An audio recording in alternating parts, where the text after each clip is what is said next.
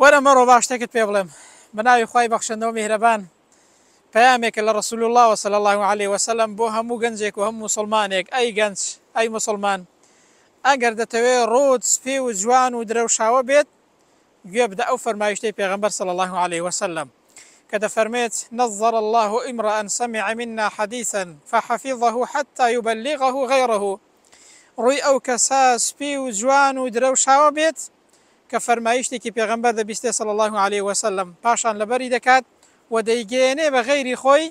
ئەو کەسا پێغەمبەر دوعای بۆ کردووە کە ڕووی سپی و جوان و درەوشاوە بێت. دەی ئەوڕۆ بڵاوکردنەوەی فەرمایشتەکانی پێغەمبەر زۆر ئاسانە، ئەوڕۆ گەیاندنی فەرمایشتەکانی پێغەمبەر زۆر ئاسانە. هەوڵدا ئەی گەنج لەو کەسانە بی ئەگەر تەنانەت بە شێرکردنی فەرمایشتێکیش بێت، قسەیەکی جوانیش بێت، قورئانێکیش بێت، هەوڵدا ئەو دوعایەی پێغەمبەر صلی الله عليه وسلم بۆ خۆت مسۆگەرگەی خوای گەورە بمانگەڕی لەو جۆرە کەسانە.